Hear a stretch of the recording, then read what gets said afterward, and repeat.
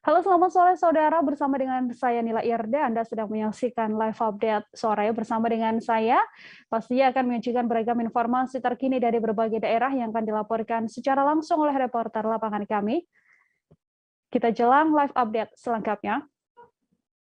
Kita awali dengan informasi pertama, saudara. Dua warga kampung Kolibali, Kota Ambai, Kabupaten Nagekeo ditemukan meninggal dunia dalam satu rumah pada Selasa 22 Maret 2022 sekitar pukul 10.30 waktu setempat. Dari informasi, dua warga yang ditemukan tewas ini adalah kakak dan adik. Dua jenazah berinisial KA dan juga JG yang ditemukan di kediamannya yang beralamat di RT 28 Kelurahan Danga, Kecamatan Aesesa, Kabupaten Nagekeo. Informasi lebih lengkapnya akan dilaporkan oleh wartawan Tribun Flores, ada Patrianus Meo Jawa di sana, yang akan memberikan informasi lebih lengkapnya untuk Anda. Halo, silahkan Patria dengan informasi Anda bagaimana kronologis penemuan dua jenazah di dalam satu rumah ini. Oh, baik, terima kasih Nia. Dari Kabupaten Nageo, Provinsi Nusa Tenggara Timur, kami informasikan bahwa hari Selasa kemarin, tanggal 22 Maret tahun 2022, di RT 28, Kelurahan Danga, Kabupaten Nagekeo, telah ditemukan dua sosok jenazah dalam satu rumah. Nah, kedua jenazah tersebut berinisial YR, berusia 46 tahun, dan KA berusia 42 tahun. Nah, kedua korban ini ditemukan dalam kondisi sudah meninggal dunia. YR ditemukan dalam kondisi tergantung pada sutas tali, sementara KA terbujur dengan bersimbah darah dengan 3 luka serius pada area kepala. Nah, sampai hari ini, Nila, kami informasikan bahwa pihak kepolisian Resort Nagekeo belum memberikan informasi apa-apa terkait dengan penemuan dua jenazah tersebut. Sampai sore ini, kedua jenazah tersebut telah dikebumikan di tempat pemakaman umum Kota Ambai di Kelurahan Danga, Kecamatan Aesesa, Kabupaten Nagekeo, Provinsi Nusa Tenggara Timur. Nah, kedua korban ini diketahui masih memiliki hubungan keluarga, yakni kedua ayah korban merupakan kakak beradik warga Kelurahan Danga. Nah, sedangkan KA sendiri diketahui berprofesi sebagai seorang pengacara, sementara YR adalah seorang petani. Nah, KA sendiri meninggalkan seorang istri dan 2 orang anak, sementara YR meninggalkan seorang istri dan 4 orang anak. Nah, pada sore hari tadi, kedua jenazah telah disembahyangkan di Gereja Katolik. Satu jenazah YR disembahyangkan di Gereja Katolik Stella Maris, mohon maaf, Saralat. YR disembahyangkan di Gereja Katolik Sentrum, sementara KA disembahyangkan di Gereja Katolik Stella Maris Danga.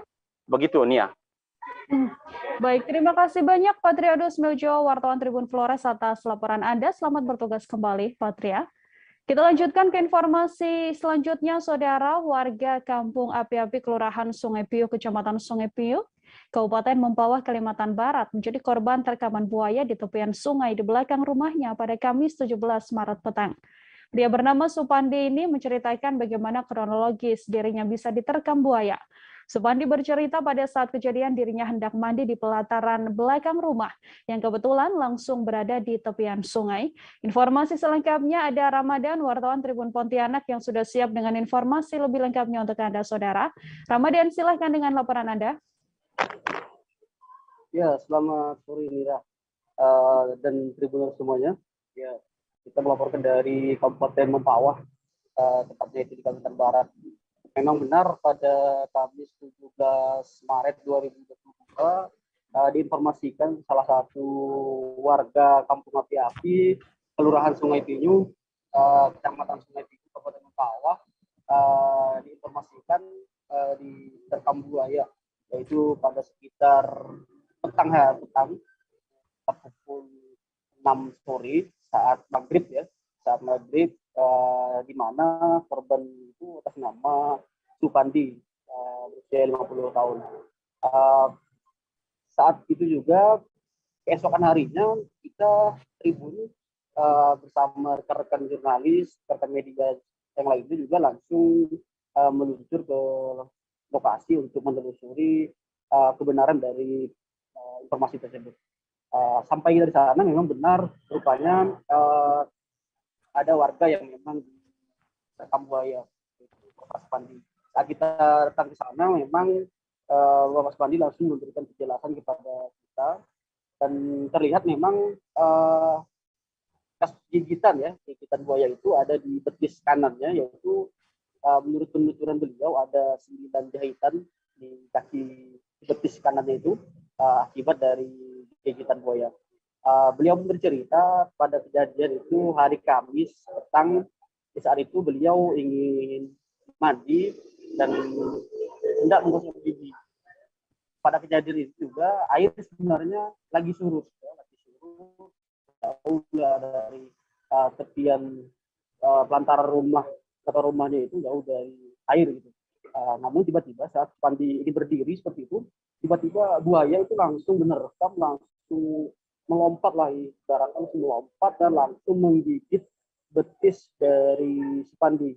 Sontak saja Spandi langsung refleks dan berusaha melepaskan gigitan sang predator tersebut. Alhamdulillah gigitan buaya tersebut lepas dari betis Spandi, namun kan itu Spandi mengalami luka yang memang bisa langsung tidak serius, namun berdampaklah bagi dirinya dengan 9 penjahitan tersebut.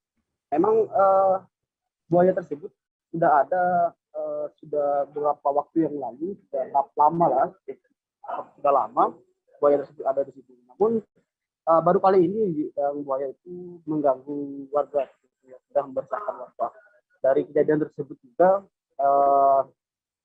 sontak masyarakat di sekitar kampung api-api tersebut merasa resah, merasa khawatir dengan kemunculan buaya, karena dikhawatirkan bukan hanya Spandi yang menjadi korban dari terkaman buaya, tapi kita buaya itu sendiri. Yang dikhawatirkan nantinya adalah anak-anak kecil yang memang belum tahu apa-apa, yang masih kecil dan tenaganya belum ada, jadi terkaman buaya.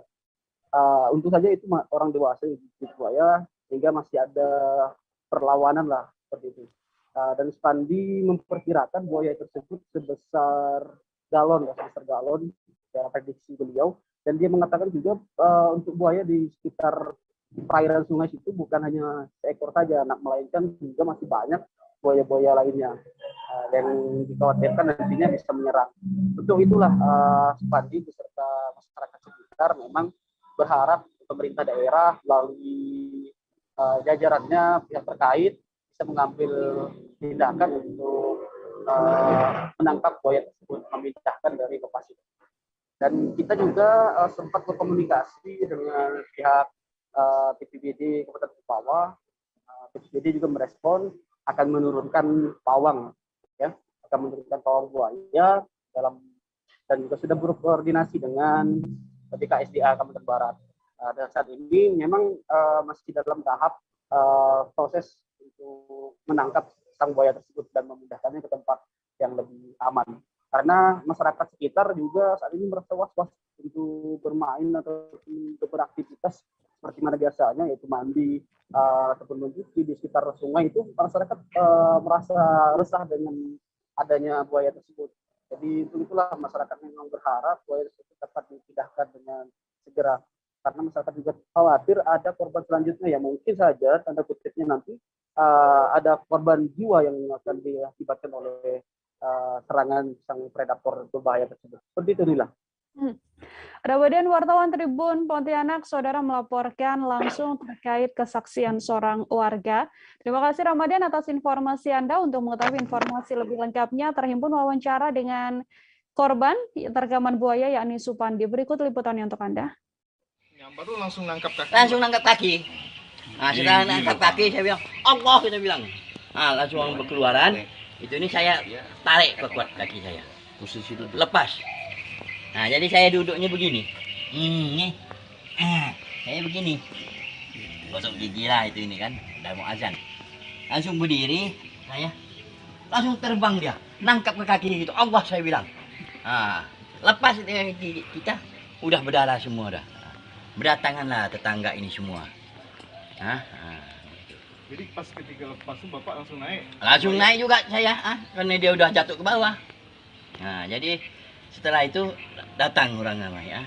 Nah, Itu Bapak langsung karena Iya. berdarah tuh iya langsung- berdarah itu saya ambil kain apa saya buang itu ini langsung saya ke rumah sakit. Setelah itu buaya itu masih ada sekitar sini? Nah, setelah saya keluar dari sana, buaya ini diam-diam sini ditengok dengan keluarga dia semua. Nah, tapi tidak dikasih tahu dengan orang. Nah, karena orang ini ramai. Jadi nanti heboh. Dilihat ini ramai-ramai. Jadi dari malam sempat ramai Pak ya? Ramai. Nah, setelah ini penuh sini. Nah, lihat. Jadi saya ini kan ibaratnya dengan adanya buaya ini, inilah yang bisa meresahkan dengan kampung Ngabiatu. Karena buaya ini tidak di sana di sini memang betul banyak buaya. Yang adanya anehnya buaya ini langsung terbang itu, padahal airnya itu udah rendah. Nah, Dapat gak saya tengok-tengok sini nih? Kita ke informasi selanjutnya, Saudara. Dalam kematian karyawati di Bekasi, Jawa Barat bernama Iska Nurromha pada Selasa 22 Maret masih menjadi misteri. Diduga motif pembunuhan ini lantaran masalah asmara. Korban tewas dengan luka bacok di bagian tubuhnya. Saat ini sang kekasih diketahui telah dimintai keterangan oleh kepolisian untuk menjadi saksi. Informasi selengkapnya terkait kematian karyawati pabrik di Cikarang ini sudah ada Yusuf Bahtiar, wartawan Tribun Jakarta, yang akan memberikan informasi lebih lengkapnya untuk Anda. Halo Yusuf, silakan dengan laporan Anda bagaimana update terkini kasus tewasnya karyawati pabrik ini. Baik Nila dan juga Tribuners, bisa saya sampaikan dari Cikarang, Kabupaten Bekasi, kasus pembunuhan kasus dugaan pembunuhan seorang karyawati di Cikarang saat ini masih dalam proses penyelidikan pihak kepolisian. Adapun kronologis kejadian bermula pada saat korban bernama Iska Nurrahman sedang hendak berangkat bekerja dari rumah kontrakan ya di Desa Tegal Gede, Desa Mekar Mukni, Kecamatan Cikarang Utara, Kabupaten Bekasi, sekitar pukul 05.00 WIB. Pada saat berjalan kaki dari kontrakan menuju tempat ataupun lokasi jemputan karyawan, Iska kemudian dihadang ataupun dibacok pada bagian ulu hati sebelah kiri oleh orang tidak dikenal. Adapun kejadian ini menggemparkan warga setempat karena korban sempat berteriak minta tolong ketika darah mengucur dari area sekitar lokasi ia dibacok.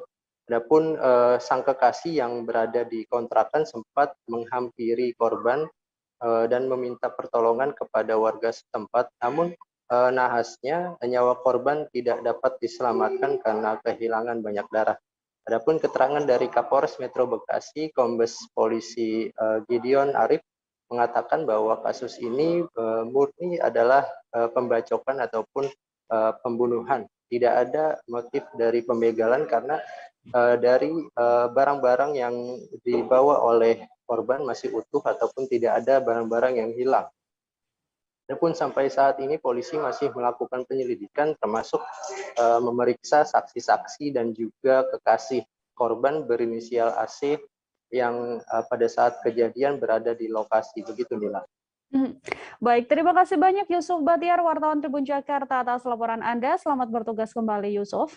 Kita lanjutkan ke informasi selanjutnya, Saudara. Seorang anak dikabarkan hanyut dan tenggelam di Sungai Batanghari, kawasan Dermaga di Pasar Angsoduo pada Selasa sore. Saat kejadian, korban tengah bersama rekannya yang baru saja bermain futsal dan memutuskan untuk berenang. Korban kemudian melompat dari atas dermaga namun akhirnya tenggelam. Tim dari Basarnas dan juga tim Polairut pun langsung turun ke lokasi untuk mencari korban. Untuk mengetahui informasi lebih lengkapnya dan juga update terkini terkait pencarian anak tenggelam di Sungai Batanghari ini, ada Aryo Tondang, wartawan Tribun Jambi, yang sudah siap dengan laporannya untuk Anda. Aryo, silahkan, bagaimana update terkini kasus pencarian dari bocah yang tenggelam ini? Baik, selamat sore Nila, terima kasih. Untuk informasi seperti disebutkan di awal Nila, memang pada sore hari kemarin ada seorang bocah yang masih pelajar di usia 15 tahun tenggelam dan hanyut di Sungai Batanghari. Nah, untuk update terbaru Nila, bahwasanya sampai pada hari ini, sore ini, kita baru update saja ke pihak Basarnas dan Polairut, belum ada tanda-tanda penemuan dari anak yang berinisial M yang masih pelajar ini Nila. Sehingga memang kita masih terus berupaya dan tim dari Basarnas berupaya, kita juga masih berada di TKP untuk berita selanjutnya. Untuk kronologisnya Nila, di mana kejadian ini berawal saat korban bersama rekan-rekannya dan satu orang gurunya Nila datang ke lokasi setelah bermain futsal. Kemudian rekan-rekannya menyarankan dan termasuk gurunya mempertanyakan terkait korban apakah sanggup berenang atau tidak. Namun pada saat itu korban mengaku bisa berenang sehingga memang guru dan rekan-rekannya percaya. Nah, ketika berada di dalam air, korban langsung gelagapan begitu Nila, seperti orang kebingungan kemudian meminta pertolongan. Saat itu rekan korban terjun juga, terjun ke bawah melakukan pertolongan, sempat diraih korban, kepala korban, tangan korban sempat diraih, namun saat itu karena dalam kondisi panik, korban memukul atau menerjang teman-temannya yang sedang menolong, sehingga saat itu korban kembali terlepas dan hilang sampai saat ini. Begitu Nila. Oke, artinya sampai saat ini proses pencarian masih dilakukan ya, Aryo, karena korban juga belum berhasil dievakuasi oleh pihak terkait. Terima kasih banyak, Aryo Tondang, wartawan Tribun Jambi, atas informasi Anda. Kita lanjutkan, Saudara, ke informasi lain. Total sekitar ada 8 kg barang bukti narkotika jenis sabu yang dimusnahkan di Kantor Badan Narkotika Nasional Kota atau BNNK Tarakan pada Selasa 22 Maret. Momen pemusnahan itu juga bagian dari rangkaian peringatan Hari Ulang Tahun ke-22 Badan Narkotika Nasional. Pemusnahan barang bukti dilakukan dengan cara dilarutkan ke dalam air yang kemudian disaksikan langsung oleh 8 pelaku. Informasi selengkapnya Andi Pausiah, wartawan Tribun Kaltara, akan memberikan informasi lebih lengkapnya untuk Anda. Halo Andi, silahkan dengan laporan Anda.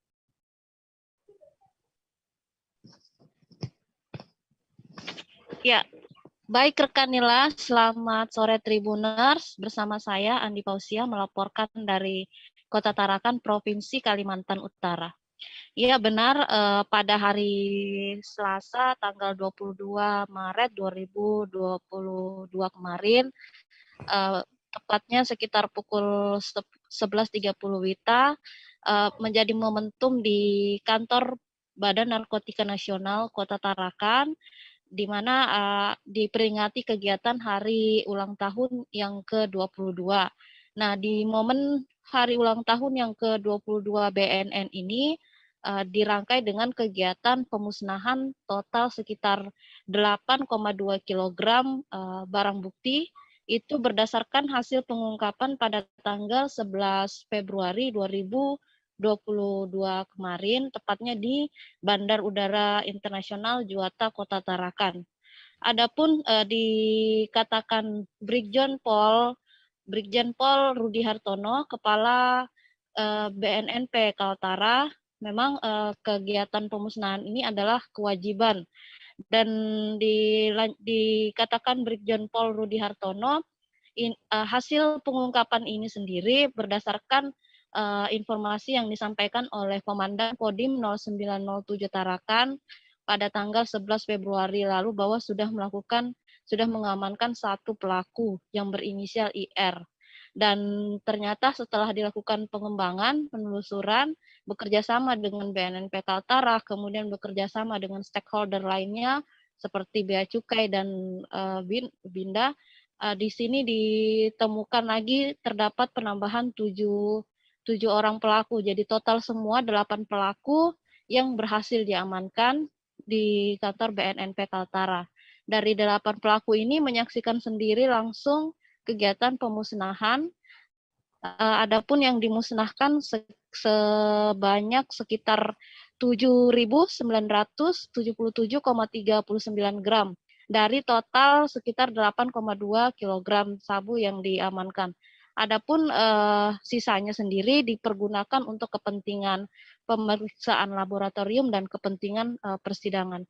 Lebih lanjut dikatakan Brigjen Pol Rudi Hartono, adapun pelaku yakni pertama ada 8 orang, yang pertama berinisial IR, kemudian AH berusia 29 tahun, lalu ada SU berusia 24 tahun, ada BA berusia 28 tahun, ada RY berusia 23 tahun, ada PA berusia 20 tahun, GO berusia 23 tahun, dan terakhir DM berusia 32 tahun. Untuk inisial AH, SU, dan BA sendiri memang diketahui memiliki profesi sebagai petugas APSEC berstatus honorer atau kontrak di Bandar Udara Internasional Juanda Kota Tarakan. Kedelapan tersangka ini disangkakan atau diancamkan pasal dalam Undang-Undang Nomor 35 Tahun 2009 tentang narkotika. Adapun pasalnya yakni pasal 114 junto pasal 132 ayat 1 subsider pasal 112 junto pasal 132 ayat 1 Undang-Undang Nomor 35 Tahun 2009 tentang narkotika. Untuk ancaman hukumannya sendiri bisa dikenakan hukuman mati atau juga bisa pidana penjara maksimal 20 tahun dan denda maksimal 10 miliar. Demikian rekan Nila. Adi Bausia, wartawan Tribun Kaltara melaporkan, saudara, untuk mengetahui informasi lebih lengkapnya. Tribun wawancara dengan Kepala BNNP Kaltara, Brigjen Pol Rudi Hartono. Berikut liputannya untuk Anda. BNN ya kan yang ke-20 kita. Ya. BNN ini temanya tadi menuju Indonesia bersinar atau di sini Tarakan bersinar lah, Kalimantan Utara bersinar, bersih narkoba. Nah, itu target kita, visi daripada kita ke depannya. Ya di saat usia ke-20 ini mudah-mudahan kinerja BNN makin meningkat lah. Untuk berkas perkaranya sendiri Pak sudah sejauh mana Pak? Kita sudah mau tahap 1 katanya. Iya. Ada penambahan tersangka dari itu 7 kalau nggak salah tadi itu kan. Yang kemarin aja tetap sama. 8 Pak ya? Hah? 8 semua total. Penambahannya 7 kan. Ada kendala nggak dalam pengungkapan ini Pak? Belum ada kendala, karena kita tinggal mengembangkan saja. Nanti ada keterlibatan yang masih di luar daerah juga. Kita masih periksa. Ada dugaan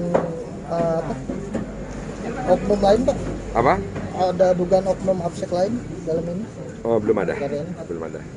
Ada penegasan nggak untuk oknum-oknum yang bisa itu bermain kayak gini? Ya tentu kita proses saja proses pidana saja. Mereka juga terlibat kan. Ada dugaan jaringan lapas Pak yang mengendalikan barang ini? Belum ada. Belum ada Pak. Sejauh ini sudah ada berapa DP? Seusai jeda, kami masih akan kembali dengan beragam informasi lainnya. Saudara, tetap di live update. Oke, apa kabar Bang Ariski di sini untuk strateginya? Kalau saya sendiri di Gimik 37 ini yang semalam baru mulai, saya udah pas. Sebenarnya aku nggak ngerasa itu penangkapan atau penggerebegan atau apapun itu. Karena gitu, posisinya aku kriteria. Jadi kita mengenal disebut dengan stroke yang tidak berdarah dengan stroke yang berdarah.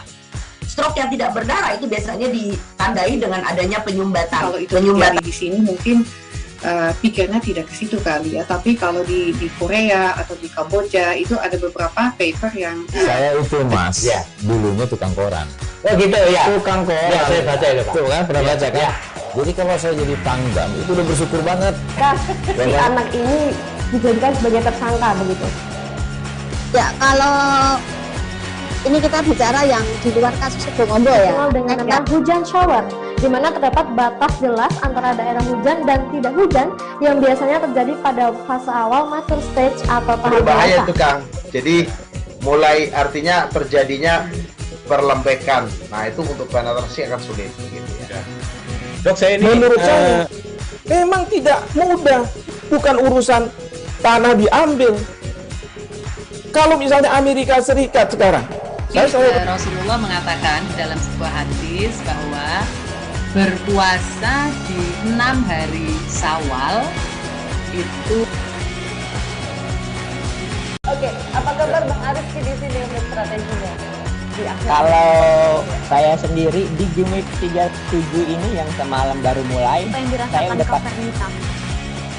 Sebenarnya aku nggak ngerasa itu penangkapan atau penggerebegan atau apapun itu. Karena gitu, posisinya aku kriteria. Jadi kita mengenal disebut dengan stroke yang tidak berdarah dengan stroke yang berdarah. Stroke yang tidak berdarah itu biasanya ditandai dengan adanya penyumbatan. Kalau itu terjadi di sini mungkin pikirnya tidak ke situ kali ya. Tapi kalau di Korea atau di Kamboja itu ada beberapa paper yang saya itu Mas, ya, dulunya tukang koran. Oh gitu ya. Tukang koran. Ya, saya baca itu Pak. Tuh kan pernah baca kan? Ya. Jadi kalau saya jadi pangdam itu udah bersyukur banget. Si anak ini dijadikan sebagai tersangka begitu. Ya, kalau ini kita bicara yang di luar kasus Sebongombo ya. Dengan nama hujan shower, di mana terdapat batas jelas antara daerah hujan dan tidak hujan yang biasanya terjadi pada fase awal mature stage atau tahap Berbahaya dewasa. itu Kang. Jadi mulai artinya terjadinya perlembekan. Nah itu untuk penetrasi akan sulit. Gitu ya. Dok, saya ini menurut saya memang tidak mudah, bukan urusan tanah diambil. Kalau misalnya Amerika Serikat sekarang, Rasulullah mengatakan dalam sebuah hadis bahwa berpuasa di 6 hari Syawal itu. Oke, apa kabar Bang Arief di sini untuk strateginya? Kalau saya sendiri di Jumit 37 ini yang semalam baru mulai, saya udah Sebenarnya aku nggak ngerasain penangkapan atau penggerebegan atau apapun itu. Karena gini loh, posisinya aku kriteria. Jadi kita mengenal disebut dengan stroke yang tidak berdarah dengan stroke yang berdarah. Stroke yang tidak berdarah itu biasanya ditandai dengan adanya penyumbatan. Kalau itu terjadi di sini mungkin pikirnya tidak ke situ kali ya. Tapi kalau di Korea atau di Kamboja itu ada beberapa paper yang Saya itu Mas, dulunya tukang koran. Oh gitu ya. Tukang koran. Ya, saya baca itu Pak. Tuh kan, pernah baca kan? Ya. Jadi kalau saya jadi tanggam, itu udah bersyukur banget. Si anak ini dijadikan sebagai tersangka begitu. Ya, kalau ini kita bicara yang di luar kasus Sebongombo ya. Dengan nama hujan shower, di mana terdapat batas jelas antara daerah hujan dan tidak hujan yang biasanya terjadi pada fase awal mature stage atau tahap Berbahaya dewasa. itu Kang. Jadi mulai artinya terjadinya perlembekan. Nah itu untuk penetrasi akan sulit. Gitu ya. Dok, saya ini menurut saya memang tidak mudah, bukan urusan tanah diambil. Kalau misalnya Amerika Serikat sekarang, Rasulullah mengatakan dalam sebuah hadis bahwa berpuasa di 6 hari Syawal itu. Oke, apa kabar Bang Arief di sini untuk strateginya? Kalau saya sendiri di Jumit 37 ini yang semalam baru mulai, saya udah Sebenarnya aku nggak ngerasain penangkapan atau penggerebegan atau apapun itu. Karena gini loh, posisinya aku kriteria. Jadi kita mengenal disebut dengan stroke yang tidak berdarah dengan stroke yang berdarah. Stroke yang tidak berdarah itu biasanya ditandai dengan adanya penyumbatan. Kalau itu terjadi di sini mungkin pikirnya tidak ke situ kali ya. Tapi kalau di Korea atau di Kamboja itu ada beberapa paper yang Saya itu Mas, dulunya tukang koran. Oh gitu ya. Tukang koran. Ya, saya baca itu Pak. Tuh kan, pernah baca kan? Ya. Jadi kalau saya jadi tanggam, itu udah bersyukur banget. Si anak ini dijadikan sebagai tersangka begitu. Ya, kalau ini kita bicara yang di luar kasus Sebongombo ya. Dengan nama hujan shower, di mana terdapat batas jelas antara daerah hujan dan tidak hujan yang biasanya terjadi pada fase awal mature stage atau tahap Berbahaya dewasa. itu Kang. Jadi mulai artinya terjadinya perlembekan. Nah itu untuk penetrasi akan sulit. Gitu ya. Dok, saya ini menurut saya memang tidak mudah, bukan urusan tanah diambil.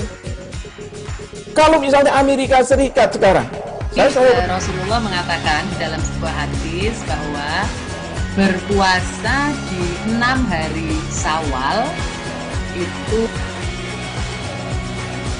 Oke, apa kabar Bang Arief di sini untuk strateginya?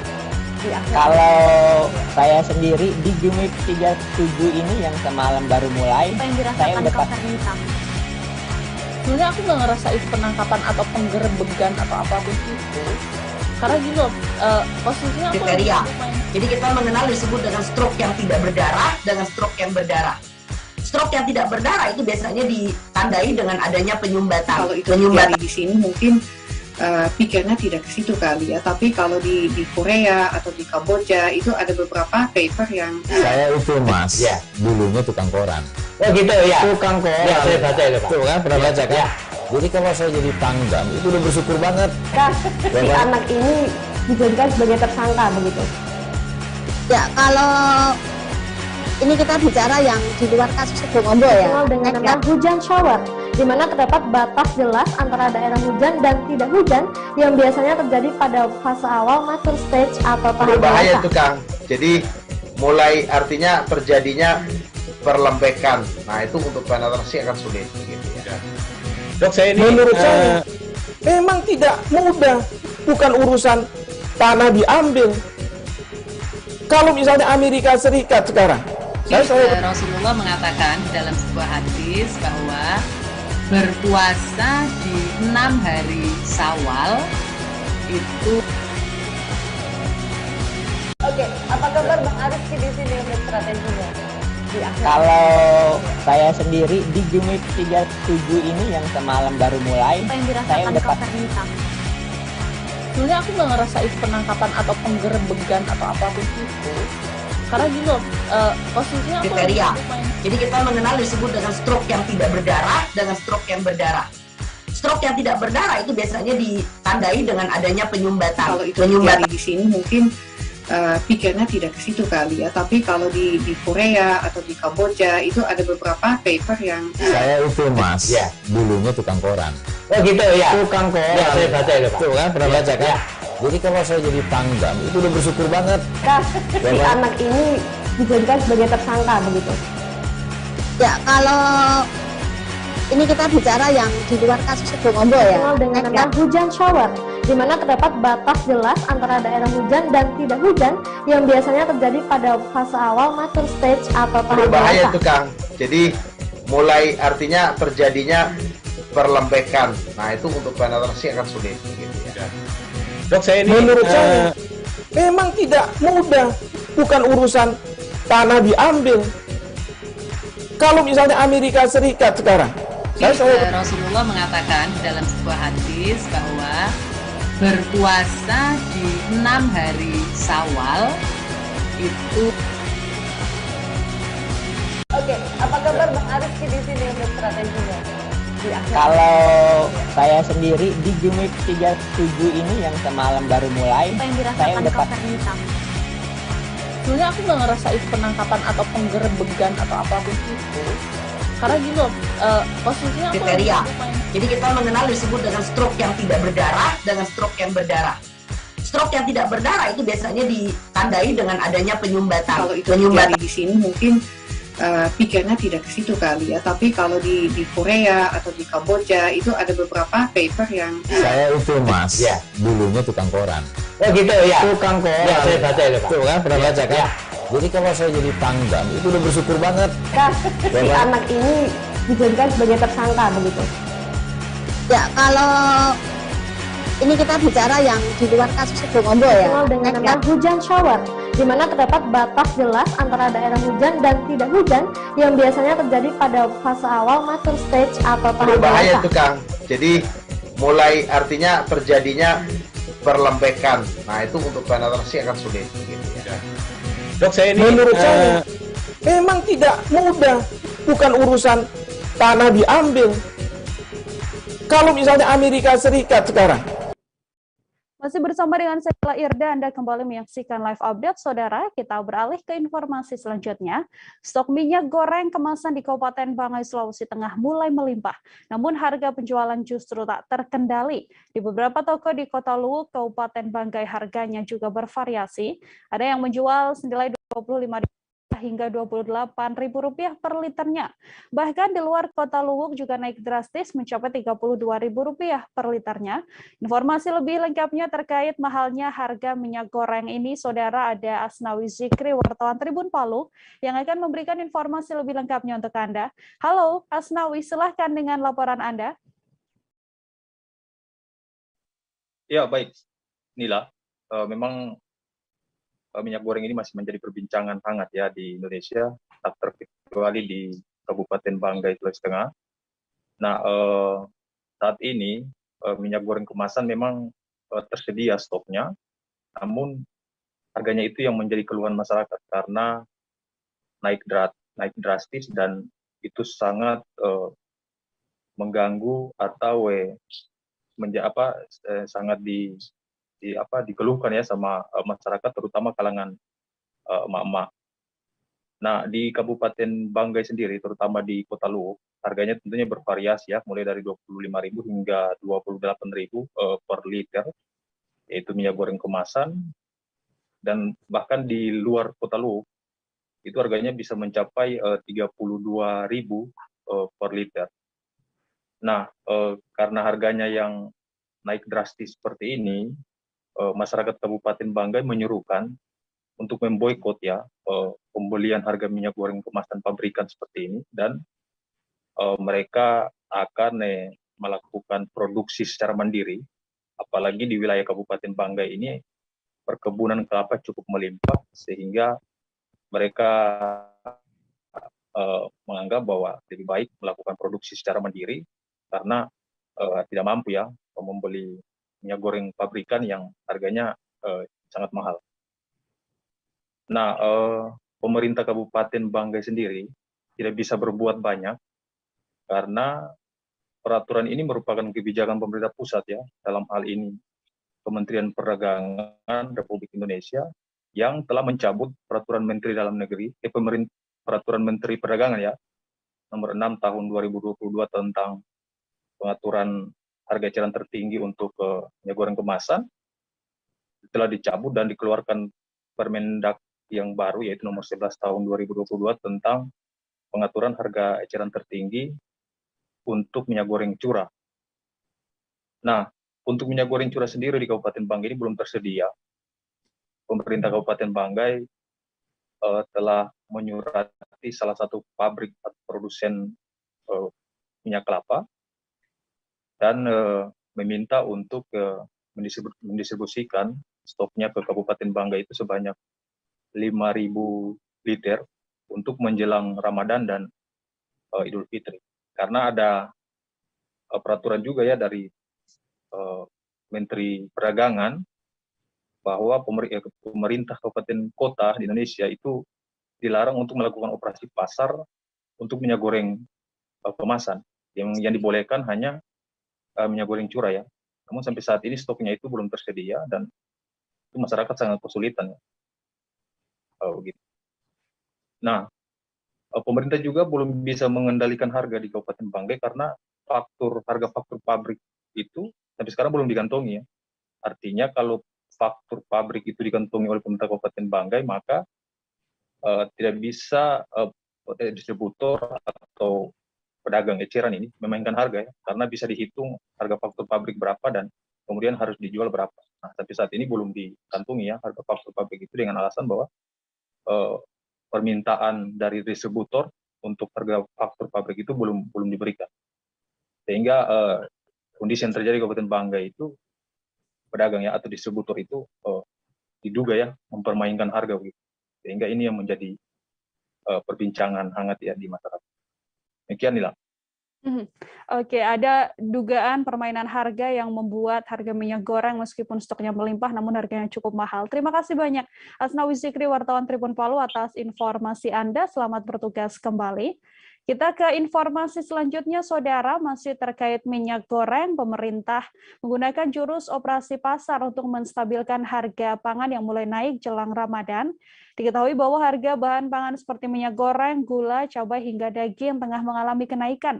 Dalam rangka stabilisasi harga pangan pokok, Dinas Perdagangan Bangka Belitung menggelar operasi pasar di Terminal Selindung Kota Pangkal Pinang pada Selasa 22 Maret 2022. Terkait informasi operasi pasar ini, Saudara, ada wartawan Bangka Pos, Andini Dwi Hasanah, yang akan memberikan informasi lebih lengkapnya untuk Anda. Halo, selamat sore Andini, silahkan dengan laporan Anda. Selamat sore, terima kasih Nila. Baik, pemerintah perdagangan ya, pemerintah Bangka Belitung memang melakukan jurus menetralisir atau menyeimbangkan kembali harga minyak goreng, terutama minyak goreng dan bahan pokok lainnya di Bangka Belitung itu dengan menggelar operasi pasar. Dan untuk kemarin itu operasi pasar dilaksanakan di Kota Pangkal Pinang dan selanjutnya akan dilaksanakan kembali di Bangka Selatan, kemudian baru di Belitung dan Belitung Timur. Operasi pasar ini dilaksanakan oleh pemerintah setempat karena memang untuk menstabilkan harga bahan pangan atau bahan pokok jelang Ramadan, Nila. Dan operasi pasar ini memang terutama untuk menstabilkan harga minyak goreng di pasaran yang di beberapa hari terakhir memang sempat ada kelangkaan. juga di Bangka Belitung termasuk Kota Pangkal Pinang, minyak goreng ini meski harga headnya sudah dicabut oleh pemerintah, ini antusias masyarakat untuk mendapatkan minyak goreng dengan harga tinggi ini masih cukup lumayan. Jadi dengan demikian pemerintah melalui Dinas Perdagangan Provinsi Kepulauan Bangka Belitung ini menggelar operasi pasar yang menjual harga minyak goreng lebih murah 3.000 dibanding harga di pasaran. Diketahui Nila dan Tribuners, untuk harga minyak goreng 1 liter itu di Bangka Belitung dengan harga 25.000. Untuk di operasi pasar ini minyak goreng 1 liter itu hanya dikasih harga 22.000. Dan ini juga cukup mengundang antusias masyarakat Kota Pangkal Pinang untuk berburu minyak goreng ini. Kemarin itu dari Dinas Perdagangan menggait distributor minyak itu kira-kira menyediakan 3 ton minyak goreng 1 liter jenis Fortune, dan itu selama 2 jam 3 ton minyak goreng dijual dengan harga 22.000 itu langsung habis diburu masyarakat. Begitu juga dengan gula, karena gula di Bangka Belitung juga Kota Pangkal Pinang ini sempat ada tersendat menurut penuturan dari Dinas Perdagangan Provinsi Kepulauan Bangka Belitung, ini memang terjadi keterlambatan datang gula, jadi sempat tersendat di distributor hingga retail-retail. Diketahui Nila dan Tribuners, untuk sekarang tidak lagi terlihat antrian minyak goreng, tidak lagi terlihat maksud saya masyarakat yang antrian minyak goreng untuk mendapatkan minyak goreng di pasar-pasar ataupun retail-retail. Kalau sekarang stoknya sudah cukup aman dan sedikit terkendali meskipun dengan harga yang cukup tinggi tadi. Nah, untuk operasi pasar selanjutnya mungkin akan dilaksanakan oleh Dinas Perdagangan Provinsi Kepulauan Bangka Belitung jelang Idul Fitri nanti. Intinya operasi pasar ini dilaksanakan untuk menstabilkan harga di pasaran, terutama minyak goreng dan gula pasir. Demikian Nila. Baik, Andini Dwi Hasana, Saudara wartawan Bangka Pos melaporkan terkait operasi pasar di Sperindak Bangka Belitung. Terima kasih Andini, selamat bertugas kembali. Kita ke informasi selanjutnya, Saudara. Kebutuhan minyak goreng di Kabupaten Flores Timur juga tergolong masih langka. Sejak akhir Januari 2022, para distributor yang berada di Kabupaten Sika maupun Surabaya tak lagi mendistribusikan minyak goreng ke wilayah ini. Untuk menghindari adanya dugaan penimbunan, Kapolres Flores Timur, AKBP Igusti Ngurajoni Mahardika juga bersama jajaran melakukan sidak di berbagai toko atau toko sembako maksud saya di Kota Larantuka pada 22 Maret 2022 sore. Informasi selengkapnya ada Amar Olakeda, wartawan Tribun Flores yang sudah siap dengan informasinya untuk Anda. Halo Amar, silakan dengan laporan Anda.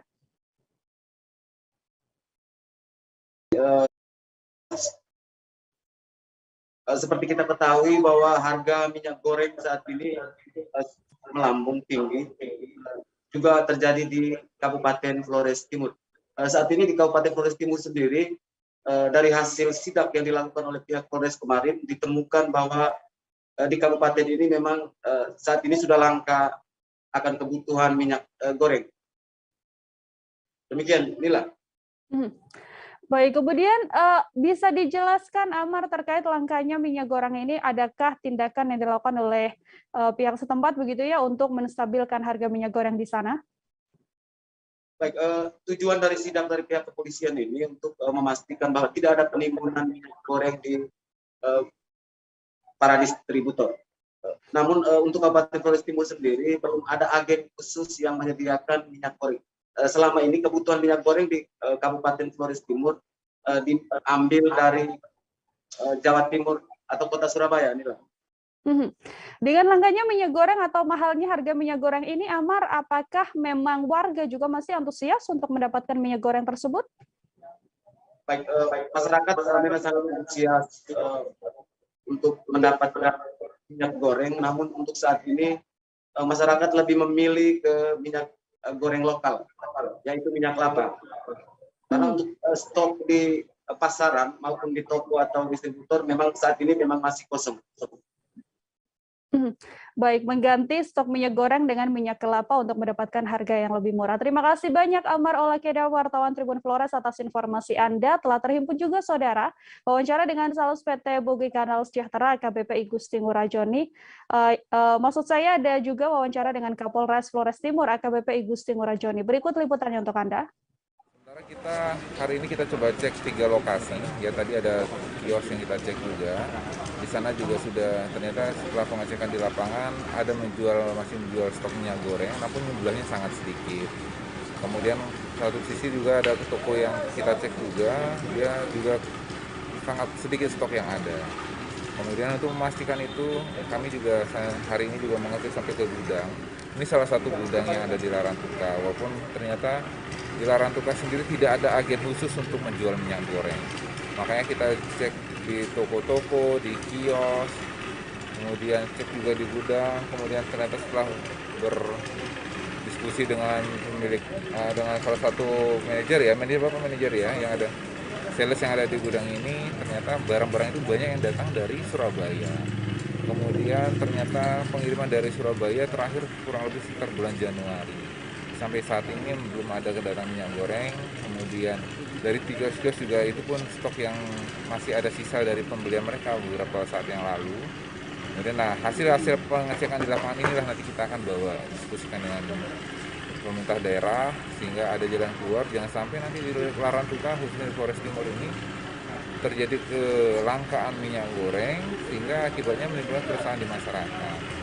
Pengecekan ini akan kita lakukan terus-menerus, bahkan nanti sampai pengecekan ada barang yang datang dari Surabaya, misalnya Jawa Timur, masuk ke Larantuka, ya barang-barang yang masuk di kargo. Nanti kita akan cek apakah ada minyak goreng yang sampai di Larantuka. Seandainya ada pun siapa penerimanya, kemudian kita pastikan jangan sampai ada penimbunan di sana. Jika datang minyak gorengnya langsung didistribusikan ke toko-toko, kios-kios sehingga keterbatasan minyak goreng yang ada di toko-toko dan kios bisa ditangani dengan baik. Demikian. Kelangkaan bahan bakar minyak jenis biosolar juga dirasakan oleh para pengendara, saudara. Pengendara bahkan rela berjam-jam untuk mendapatkan biosolar yang dijatah oleh pihak SPBU di Jalan Soekarno-Hatta, Kecamatan Marpoyan, Damai, Pekanbaru. Pada Selasa 22 Maret, antrean kendaraan mobil untuk mendapatkan BBM jenis biosolar ini mengular hingga ke badan jalan. Para pengendara rela antre berjam-jam untuk mendapatkan biosolar yang sudah langka sejak beberapa bulan belakangan. Informasi lebih lengkapnya wartawan Tribun Pekanbaru Alexander Kitonama akan memberikan informasi lebih lengkapnya untuk Anda. Halo Alexander, silahkan dengan laporan Anda. Halo, selamat sore rekan Nila ya. Baik, rekan Rila, bisa saya sampaikan kepada rekan Tribunar semua bahwa sampai saat ini di Kota Pekanbaru memang masih terjadi kelangkaan biosolar yang bersubsidi. Bahkan ini sudah dimulai sejak akhir Februari 2022 lalu. Dan sampai saat ini masyarakat masih sangat merasakan kelangkaan minyak solar tersebut. Hampir setiap hari terjadi antrian panjang di berbagai SPBU di Kota Pekanbaru, dan bahkan pengendara yang harusnya mendapatkan BBM biosolar subsidi, mereka terpaksa isi Dexlite untuk bisa tetap menjalankan kendaraannya. Nah, biasanya rekan Nila itu terjadi pada pagi hari sampai siang hari. Dan sedangkan pada siang hari hingga sore hingga malam biasanya minyak solar sudah habis. Nah, ini terjadi sejak langkanya solar di Kota Pekanbaru. Demikian rekan Nila. Baik, terima kasih banyak Alexander Kitonama, wartawan Tribun Pekanbaru atas informasi Anda. Wartawan kami saudara juga telah menghimpun wawancara dengan seorang sopir truk yang ikut antri biosolar, yakni Dedi. Berikut liputannya untuk Anda.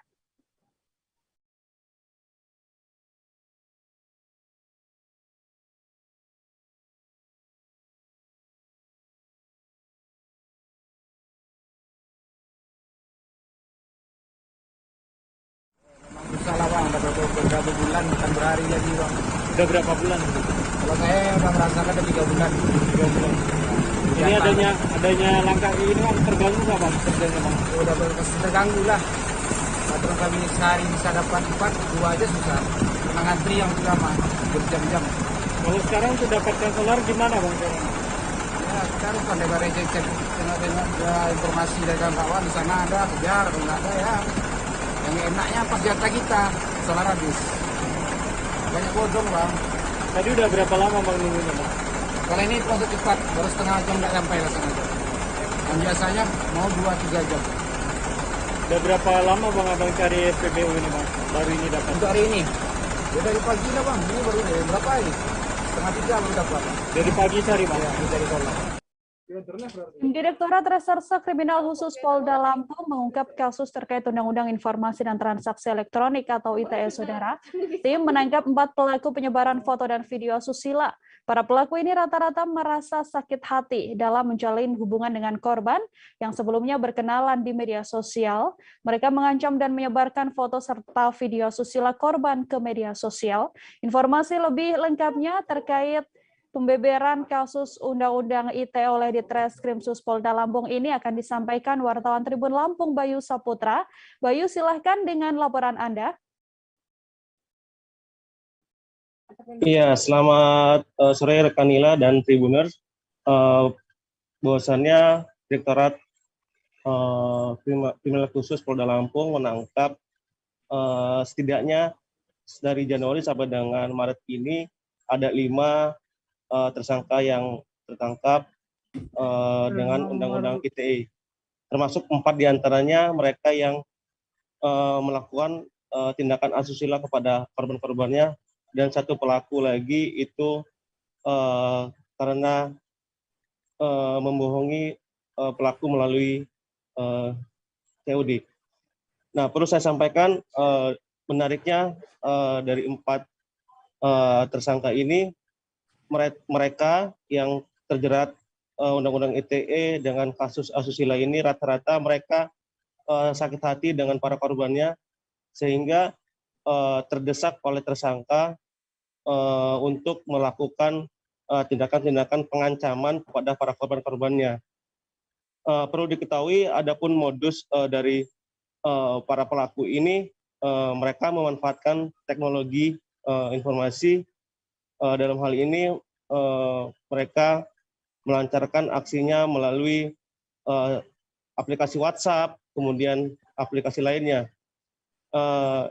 sehingga korban ini yang lebih dulu berkenalan dengan keempat tersangka ini terbujuk rayunya oleh para tersangka ini, sehingga akhirnya melakukan tindakan-tindakan asusila, sehingga foto hingga video yang dikirimkan oleh para korban-korban ini mereka manfaatkan untuk memeras para korban-korban ini. Pada keempat pelaku ini mereka semuanya modusnya karena sakit hati oleh para korban, dan pada kali ini sendiri keempat pelaku itu dijerat pasal 27 ayat 1 junto pasal 45 ayat 1 Undang-Undang Republik Indonesia nomor 19 tahun 2006 tentang informasi transaksi elektronik, terancam hukuman pidana 6 tahun penjara atau denda 1 miliar. Seperti itu rekan Nila dan Tribuners. Baik, terima kasih banyak Bayu Saputra, wartawan Tribun Lampung atas informasi Anda. Untuk mengetahui informasi lebih detailnya, Saudara, wartawan kami telah menghimpun wawancara dengan Wakil Direktur Reserse Kriminal Khusus Polda Lampung, AKBP Popon Ardianto Sugoro. Berikut liputannya untuk Anda. Hadir dalam giat kami untuk press conference terkait pengungkapan dari Subdit Cyber di Krimsus Polda Lampung. Rekan-rekan sekalian, alhamdulillah selama periode Januari sampai dengan Maret 2002 ini, dari Subdit Cyber sudah dapat mengungkap sekitar ada 4 LP ditambah 1 LP. Ya, 4 LP terkait masalah asusila, yang 1 LP terkait masalah penipuan online. Untuk yang pertama, masalah kasus asusila dengan inisial adalah tersangka inisialnya itu BBK. Untuk yang kedua, tersangkanya atas nama inisialnya adalah YI. Dan untuk yang ketiga, inisialnya adalah ABS. Dan yang terakhir adalah untuk tersangkanya inisial DM. Itu keempat-empatnya adalah tersangka yang terlibat dengan masalah kasus asusila. Untuk tersangka yang melakukan penipuan online, itu dengan inisial adalah RW. Untuk barang buktinya, rekan-rekan sekalian, ini dapat nanti kita jelaskan atau tampilkan pada rekan-rekan media sekalian. Akan tetapi dari rilis ini yang ingin kami sampaikan adalah lebih tepatnya kami ingin memberikan edukasi kepada masyarakat. Itu yang paling utama. Yang pertama adalah terkait masalah asusila. Masalah asusila ini terbagi menjadi dua modus. Yang pertama, rata-rata memang dari ada rangkaian sakit hati, alias antara hubungan korban dan tersangka ini pernah menjalin hubungan, ya, secara langsung, bukan secara online, secara langsung, dan akhirnya timbul rasa sakit hati yang berujung adalah mengeser atau mendistribusikan yang namanya foto-foto atau video-video yang tidak senonoh. Beragam informasi lainnya masih akan kami hadirkan seusai jeda saudara, tetap di live update. Oke, apa kabar Bang Ariski di sini untuk strateginya? Kalau saya sendiri di Jumip 37 ini yang semalam baru mulai, saya udah sebenarnya aku nggak ngerasa itu penangkapan atau penggerebegan atau apapun itu. Karena gitu, posisinya aku kriteria. Jadi kita mengenal disebut dengan stroke yang tidak berdarah dengan stroke yang berdarah. Stroke yang tidak berdarah itu biasanya ditandai dengan adanya penyumbatan. Kalau itu terjadi di sini mungkin pikirnya tidak ke situ kali ya. Tapi kalau di Korea atau di Kamboja itu ada beberapa paper yang saya itu mas, ya, dulunya tukang koran. Oh gitu ya. Tukang koran. Ya, saya baca itu Pak. Tuh kan, pernah baca kan? Ya. Jadi kalau saya jadi tanggam itu udah bersyukur banget. Si anak ini dijadikan sebagai tersangka begitu. Ya, kalau ini kita bicara yang di luar kasus Bongombo ya. Dengan nama hujan shower, di mana terdapat batas jelas antara daerah hujan dan tidak hujan yang biasanya terjadi pada fase awal mature stage atau tahap berbahaya dewasa. itu Kang. Jadi mulai artinya terjadinya perlembekan. Nah itu untuk penetrasi akan sulit. Gitu ya. Dok, saya ini menurut saya memang tidak mudah, bukan urusan tanah diambil. Kalau misalnya Amerika Serikat sekarang, Rasulullah mengatakan dalam sebuah hadis bahwa berpuasa di 6 hari Syawal itu. Oke, apa kabar Bang Ariski di sini untuk strateginya? Kalau saya sendiri di Jumip 37 ini yang semalam baru mulai, saya udah sebenarnya aku nggak ngerasa itu penangkapan atau penggerebegan atau apapun itu. Karena gitu, posisinya kriteria. Jadi kita mengenal disebut dengan stroke yang tidak berdarah dengan stroke yang berdarah. Stroke yang tidak berdarah itu biasanya ditandai dengan adanya penyumbatan. Kalau itu terjadi di sini mungkin pikirnya tidak ke situ kali ya. Tapi kalau di Korea atau di Kamboja itu ada beberapa paper yang saya itu mas, ya, dulunya tukang koran. Oh gitu ya. Tukang koran. Ya, saya baca itu Pak. Tuh kan, pernah baca kan? Ya. Jadi kalau saya jadi tanggam itu udah bersyukur banget. Si anak ini dijadikan sebagai tersangka begitu. Ya, kalau ini kita bicara yang di luar kasus Bongombo ya. Dengan nama hujan shower, di mana terdapat batas jelas antara daerah hujan dan tidak hujan yang biasanya terjadi pada fase awal mature stage atau tahap berbahaya dewasa. itu Kang.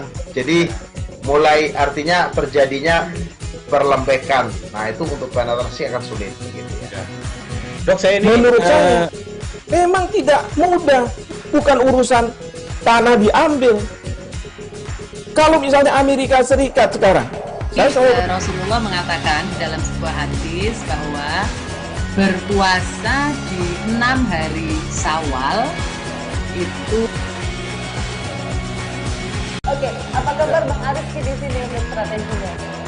Kalau saya sendiri di Jumip 37 ini yang semalam baru mulai, saya udah sebenarnya aku nggak ngerasa itu penangkapan atau penggerebegan atau apapun itu. Karena gitu, posisinya kriteria. Jadi kita mengenal disebut dengan stroke yang tidak berdarah dengan stroke yang berdarah. Stroke yang tidak berdarah itu biasanya ditandai dengan adanya penyumbatan. Kalau itu terjadi di sini mungkin pikirnya tidak ke situ kali ya. Tapi kalau di Korea atau di Kamboja itu ada beberapa paper yang saya itu mas, ya, dulunya tukang koran. Oh gitu ya. Tukang koran. Ya, saya baca itu Pak. Tuh kan, pernah baca kan? Ya. Jadi kalau saya jadi tanggam itu udah bersyukur banget. Si anak ini dijadikan sebagai tersangka begitu. Ya, kalau ini kita bicara yang di luar kasus Bongombo ya. Dengan nama hujan shower, di mana terdapat batas jelas antara daerah hujan dan tidak hujan yang biasanya terjadi pada fase awal mature stage atau tahap Berbahaya dewasa. itu Kang. Jadi mulai artinya terjadinya perlembekan. Nah itu untuk penetrasi akan sulit. Gitu ya. Dok, saya ini menurut saya memang tidak mudah, bukan urusan tanah diambil. Kalau misalnya Amerika Serikat sekarang, Rasulullah mengatakan dalam sebuah hadis bahwa berpuasa di 6 hari Syawal itu. Oke, apa kabar Bang Ariski di sini untuk strateginya? Kalau saya sendiri di Jumit 37 ini yang semalam baru mulai, saya udah Sebenarnya aku nggak ngerasa itu penangkapan atau penggerebegan atau apapun itu. Karena gini loh, posisinya aku kriteria. Jadi kita mengenal disebut dengan stroke yang tidak berdarah dengan stroke yang berdarah. Stroke yang tidak berdarah itu biasanya ditandai dengan adanya penyumbatan. Kalau itu terjadi di sini mungkin pikirnya tidak ke situ kali ya. Tapi kalau di Korea atau di Kamboja itu ada beberapa paper yang Saya itu Mas, dulunya tukang koran. Oh gitu ya. Tukang koran. Ya, saya baca itu Pak. Tuh kan, pernah baca kan? Ya. Jadi kalau saya jadi tanggam, itu udah bersyukur banget. Si anak ini dijadikan sebagai tersangka begitu. Ya, kalau ini kita bicara yang di luar kasus Bongombo ya. Dikenal dengan nama hujan shower, di mana terdapat batas jelas antara daerah hujan dan tidak hujan yang biasanya terjadi pada fase awal mature stage atau tahap Berbahaya dewasa. itu Kang. Jadi mulai artinya terjadinya perlembekan. Nah itu untuk penetrasi akan sulit. Gitu ya. Dok, saya ini menurut saya memang tidak mudah, bukan urusan tanah diambil. Kalau misalnya Amerika Serikat sekarang, Rasulullah mengatakan dalam sebuah hadis bahwa berpuasa di 6 hari Syawal itu. Oke, apa kabar Bang Ariski di sini untuk strateginya? Kalau saya sendiri di Jumit 37 ini yang semalam baru mulai, saya udah Sebenarnya aku nggak ngerasa itu penangkapan atau penggerebegan atau apapun itu. Karena gini loh, posisinya aku kriteria. Jadi kita mengenal disebut dengan stroke yang tidak berdarah dengan stroke. Masih bersama dengan saya Nila Irda dalam live update Tribun News Saudara. Sejumlah kawasan di Kota Kendari, Provinsi Sulawesi Tenggara dilanda banjir pada Selasa 22 Maret malam. Air menggenangi sejumlah ruas jalan protokol serta pemukiman warga di ibu kota Provinsi Sultra tersebut. Genangan air seiring hujan deras yang melanda Kota Kendari pada Selasa malam. Informasi lebih lengkapnya, wartawan Tribun News Sultra Laude Ari sudah siap dengan informasi lebih lengkapnya untuk Anda. Halo, Laude, silahkan dengan laporan Anda bagaimana kondisi terkini beberapa ruas jalan yang tergenang air akibat hujan deras di Kendari.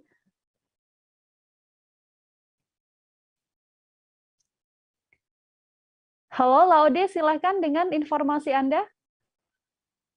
Halo. Ya, silakan Laude, bisa dilaporkan bagaimana kondisi terkini beberapa ruas jalan di Kendari setelah adanya hujan deras yang menggenangi wilayah tersebut.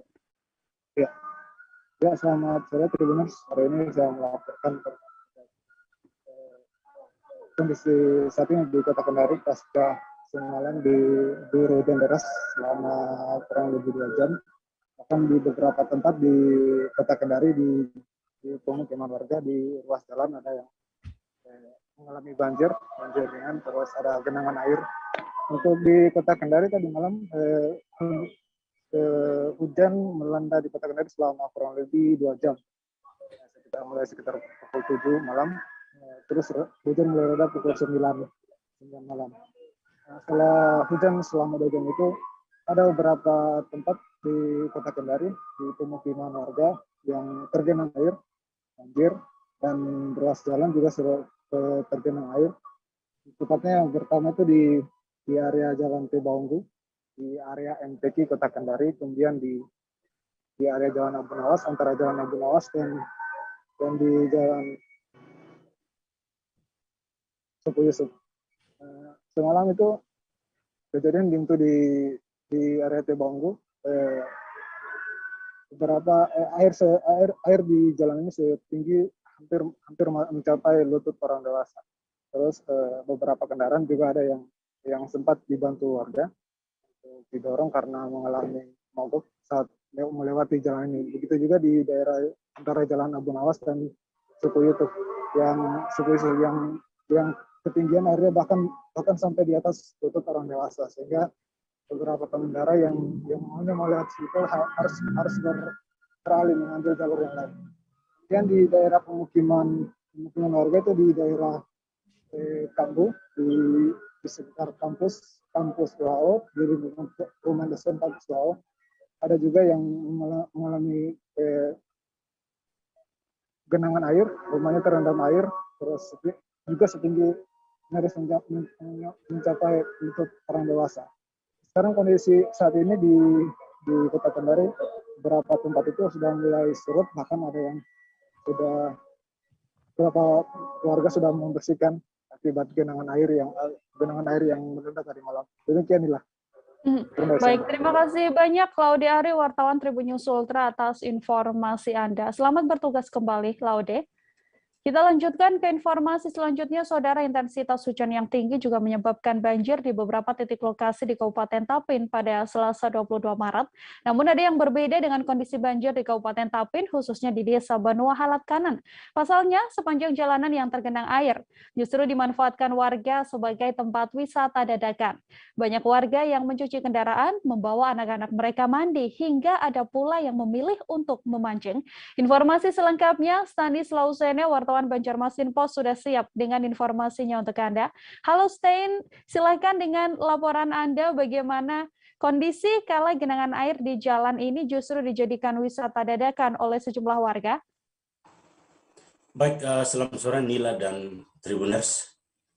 Dapat saya laporkan dari Kabupaten Tapin, Provinsi Kalimantan Selatan, terkait dengan situasi dan kondisi yang akhir-akhir ini terjadi di Kabupaten Tapin pada umumnya, terutama kondisi adanya intensitas hujan yang sangat tinggi di hampir seluruh di wilayah di Kabupaten Tapin, yang menyebabkan beberapa titik lokasi di Kabupaten Tapin itu terendam banjir. Nah, yang sempat menghebohkan akhir-akhir ini, yang sempat viral, yaitu ruas jalan di salah satu akses desa di Kecamatan Tapin Utara, tepatnya di Desa Banua Halat Kanan ini, cukup viral karena jalan yang terendam air dengan ketinggian kurang lebih 40 cm kaki orang dewasa ini justru dijadikan sebagai objek wisata dadakan.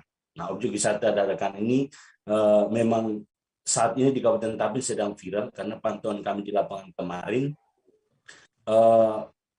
warga yang berada di Desa Banua Halat Kanan ini menjadikan tempat tersebut atau akses jalan tersebut sebagai objek wisata dadakan, diantaranya mandi untuk anak-anak, dan juga ada yang mencuci motor atau kendaraan, dan ada juga yang menggunakan jalur ini untuk memancing ikan. Nah, yang lebih mengherankan lagi sebetulnya di tempat itu sudah terjadi kurang lebih 1 tahun.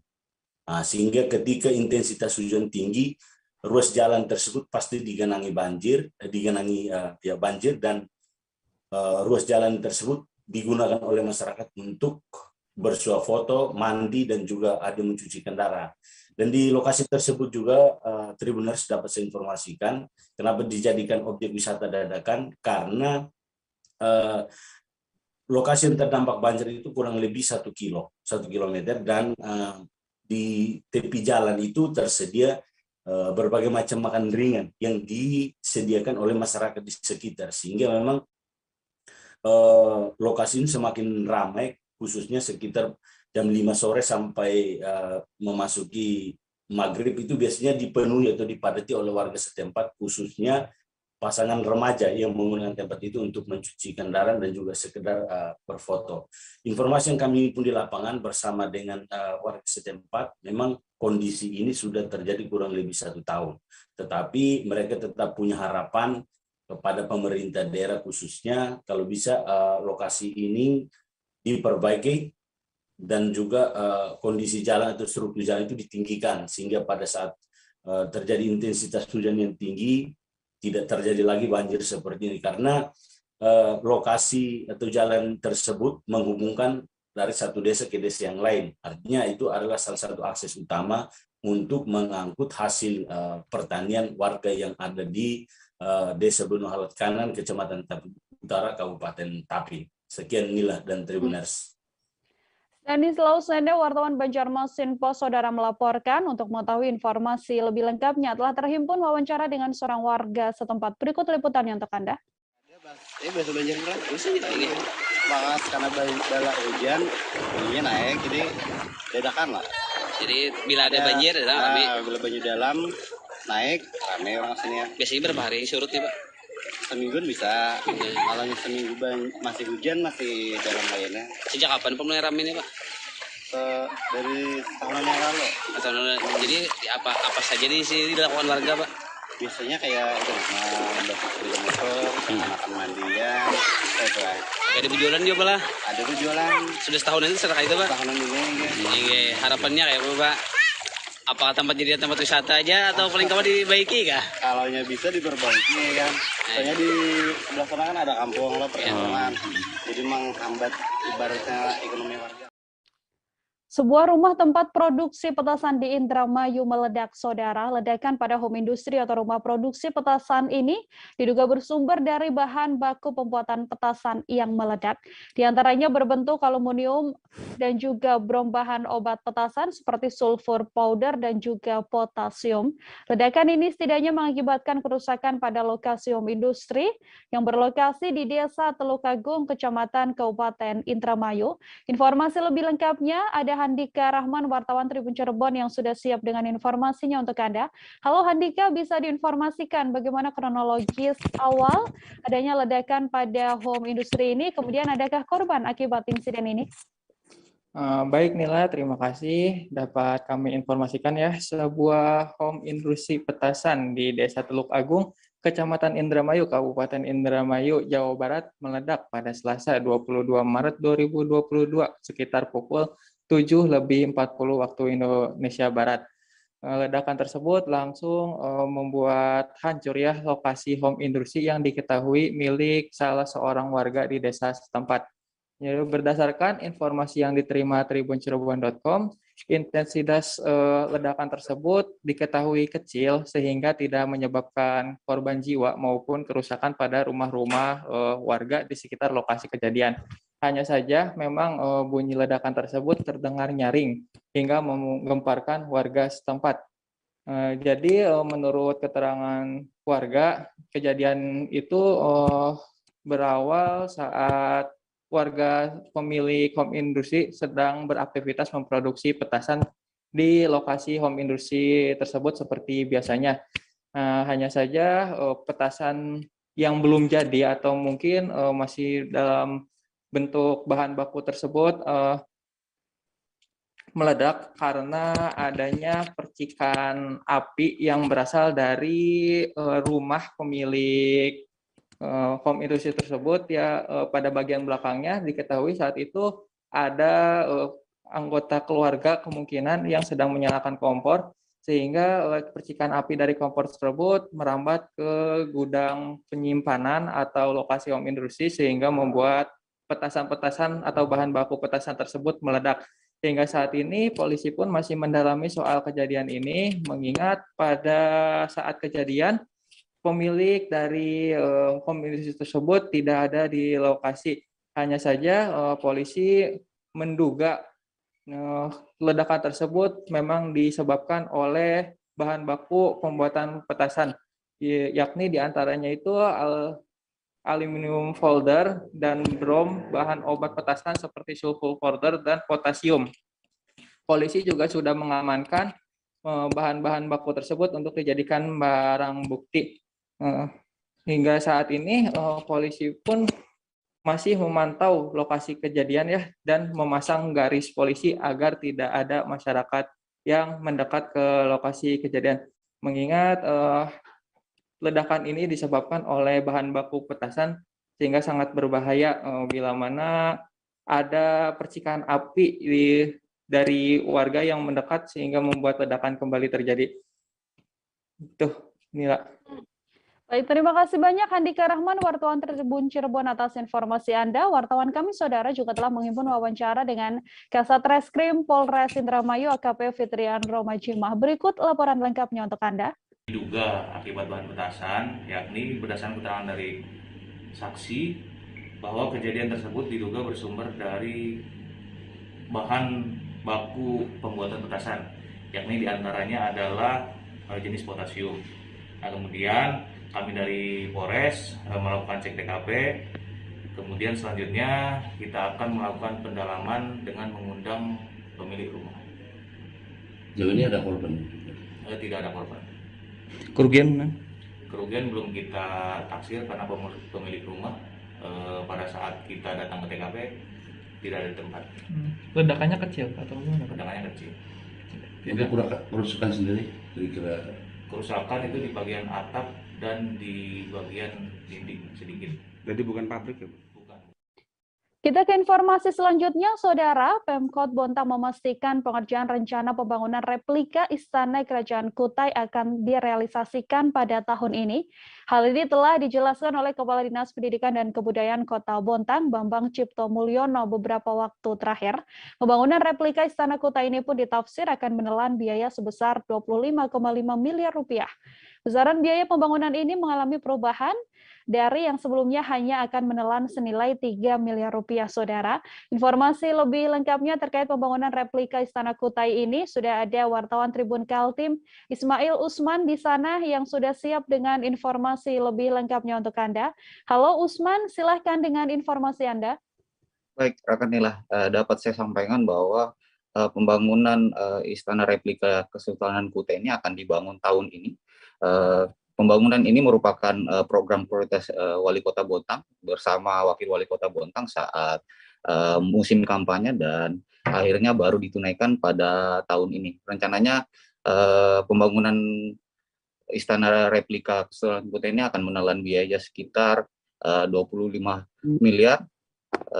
Alasan pemerintah untuk membangun Istana Replika Kesultanan Kutai ini sebagai apresiasi dari Pemkot Bontang yang menilai bahwa suku Kutai yang pertama kali membuka peradaban di Bontang.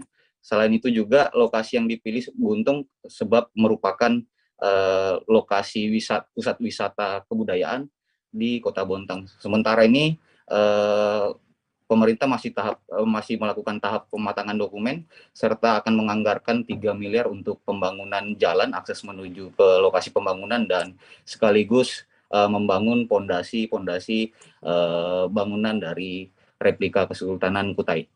Baik, demikian Nila. Baik, terima kasih banyak Ismail Usman, wartawan Tribun Kaltim atas informasi Anda. Selamat bertugas kembali. Seusai jeda, Saudara, kami masih akan kembali dengan informasi lainnya, tetap di Live Update.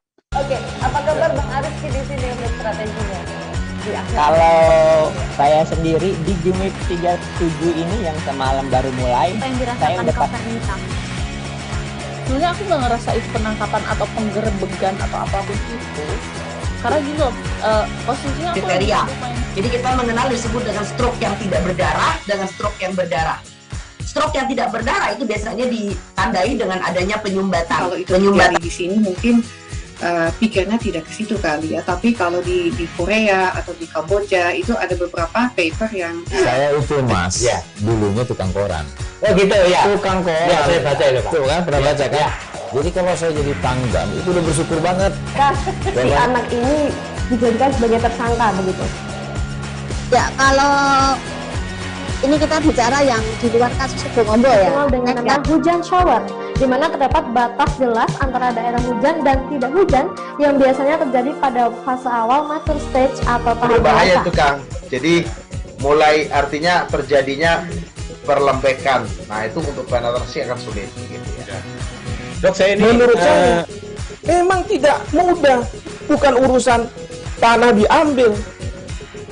Kalau misalnya Amerika Serikat sekarang, Rasulullah mengatakan dalam sebuah hadis bahwa berpuasa di 6 hari Syawal itu. Oke, apa kabar Bang Ariski di sini untuk strateginya? Kalau saya sendiri di Gimik 37 ini yang semalam baru mulai, saya udah sebenarnya aku nggak ngerasa itu penangkapan atau penggerebegan atau apapun itu, karena gini loh, posisinya aku kriteria. Jadi kita mengenal disebut dengan stroke yang tidak berdarah dengan stroke yang berdarah. Stroke yang tidak berdarah itu biasanya ditandai dengan adanya penyumbatan. Kalau itu terjadi di sini mungkin pikirnya tidak ke situ kali ya, tapi kalau di Korea atau di Kamboja itu ada beberapa paper yang Saya itu mas, dulunya tukang koran. Oh gitu ya. Tukang koran. Ya, saya baca itu Pak. Tuh kan, pernah baca kan? Ya. Jadi kalau saya jadi tanggam, itu udah bersyukur banget. Si anak ini dijadikan sebagai tersangka begitu. Ya, kalau ini kita bicara yang di luar kasus Sebongombo ya. Dengan nama hujan shower, di mana terdapat batas jelas antara daerah hujan dan tidak hujan yang biasanya terjadi pada fase awal mature stage atau tahap Berbahaya dewasa. tuh Kang. Jadi mulai artinya terjadinya perlembekan. Nah itu untuk penetrasi akan sulit gitu ya. Dok, saya ini menurut saya memang tidak mudah, bukan urusan tanah diambil.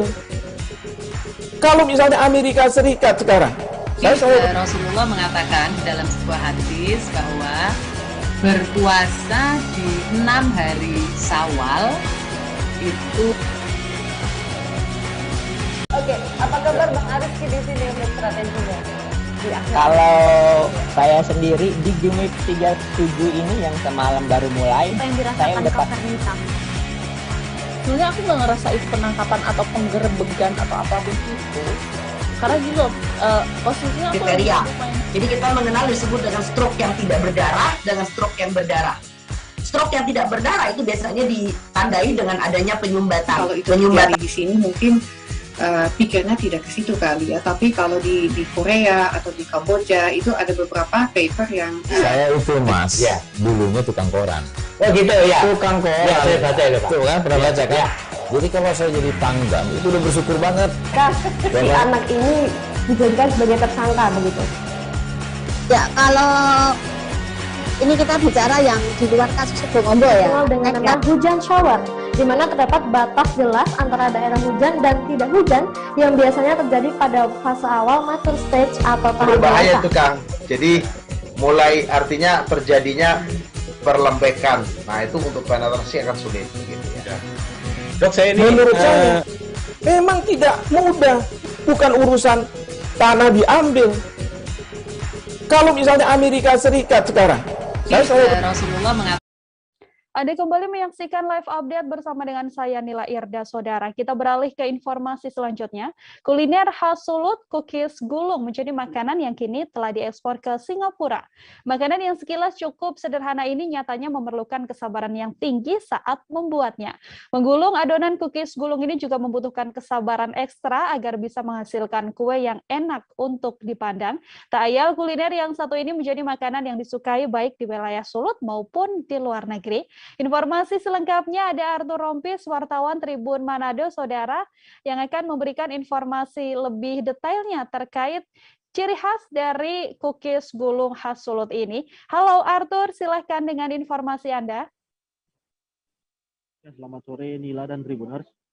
Jadi di Sulawesi Utara memiliki banyak sekali keragaman kuliner, dan salah satu kuliner yang cukup diminati dan cukup juga terkenal adalah cookies gulung. Jadi cookies gulung ini sangat digemari karena memang rasanya yang enak dan renyah, dan juga bentuknya yang khas, dan ini sangat praktis sebagai kue yang bisa dijadikan sebagai cenderamata. Jadi Tribuners, ini cookies gulung ini memang bentuknya cukup sederhana, namun di balik kesederhanaan itu ada suatu kerumitan. Jadi membuat cookies gulung ini adalah hal yang tidak mudah, butuh seni, butuh ketekunan, tapi justru di balik itu itulah adalah nilai filosofis dari kue itu yang menjadikan kue itu sebagai daya tarik pariwisata. Jadi ini menurut keterangan sejumlah penjual cookies gulung, sentra UMKM cookies gulung, kue ini selalu menjadi cenderamata di saat ada tamu dari luar daerah yang berkunjung di Kabupaten Minahasa Utara. Dan ini juga bukan hanya di Sulawesi Utara, tapi ini juga banyak diminati oleh warga yang di luar Sulawesi Utara, banyak juga dipesan oleh sejumlah orang di Jakarta atau di Jawa Barat. Bahkan ini kukis gulung ini pernah tembus ke pasar Singapura, pernah dibawa ke Singapura dan cukup berhasil memberikan nuansa baru bagi kuliner di Sulawesi Utara. Demikian Nila dan Tribuners. Terima kasih banyak Arthur Rompis, wartawan Tribun Manado, atas informasi Anda terkait bagaimana enaknya begitu ya santapan khas dari Solo. Terima kasih Arthur, selamat bertugas kembali. Kita ke informasi kedua, saudara. Tim Satuan Tugas atau Satgas Pangan melakukan sidak untuk melakukan pengecekan persediaan bahan pokok di pasar dan juga retail modern pada Rabu 23 Maret. Sidak dilakukan untuk mengantisipasi kelangkaan bahan pokok kebutuhan masyarakat di pasar, supermarket, dan juga gudang distributor yang ada di wilayah Karimun. Pengawasan ini dilakukan untuk mengantisipasi terjadinya kelangkaan komoditas kebutuhan bahan pokok, terutama saat memasuki bulan Ramadan. Wartawan Tribun Batam, Yeni Hartati, sudah siap dengan informasi lebih lengkapnya untuk Anda, saudara, dan juga telah bergabung bersama dengan kami. Halo, Yeni, silahkan dengan informasi Anda. Ya, baik. Selamat sore, rekan Nila dan sahabat Tribun. Baik, dari informasi yang dapat saya laporkan pada edisi sore hari ini, di mana tim Satuan Tugas Satgas Pangan Kabupaten Karimun, Kepulauan Riau melakukan sidak guna mengantisipasi adanya kelangkaan kebutuhan bahan pokok yang ada di Kabupaten Karimun, Kepulauan Riau ini. Nah, dari sidak yang dilakukan pada hari ini, di mana bersama Kasat Reskrim Polres Karimun, Dinas Disperindak Kabupaten Karimun, serta Dinas Pertanian dan Pangan Kabupaten Karimun, dengan tujuan selain melakukan sidak di pasar tradisional, Satgas Pangan juga melakukan sidak ke berbagai retail modern. Hal ini selain untuk mengantisipasi kelangkaan minyak goreng yang terjadi di akhir-akhir ini, namun dapat dipastikan untuk Kabupaten Karimun tidak mengalami kelangkaan minyak goreng. Walaupun saat ini jenis minyak yang bersubsidi di harga 14.000 per liternya, ini memang sudah mengalami lonjakan seperti untuk di angka 25.000 hingga 26.000 per liternya. Namun dari sidak yang dilakukan pada hari ini sangat dipastikan tidak ada mengalami kelangkaan. Dan tidak hanya itu, sidak yang dilakukan ini juga menyasar ke pasar tradisional untuk mengetahui harga seperti cabai, bawang, serta komoditi lainnya. Nah, dari sidak yang dilakukan, di mana untuk harga cabai merah saat ini memang masih melonjak tinggi, di mana masih dibanderol 72.000 untuk komoditi jenis cabai merah. Sementara untuk seperti daging sapi maupun daging ayam memang masih dibanderol dengan harga yang normal. Kemudian sahabat Tribun, untuk kejelasan lebih lanjut juga mengenai wawancara dari AKP Arsyad Riyandi, di mana beliau menyebutkan ada sekitar 100 ton untuk minyak goreng memenuhi kebutuhan masyarakat Kabupaten Karimun. Sekian, Nila.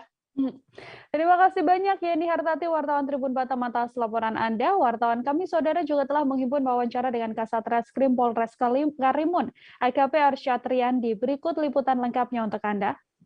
Reskrim Polres Karimun, terus kemudian ada dari Pak Kadis sendiri, Pak Kadis Disperindak, terus kemudian ada juga didampingi juga Pak Kadis Dinas Pertanian dan Pangan.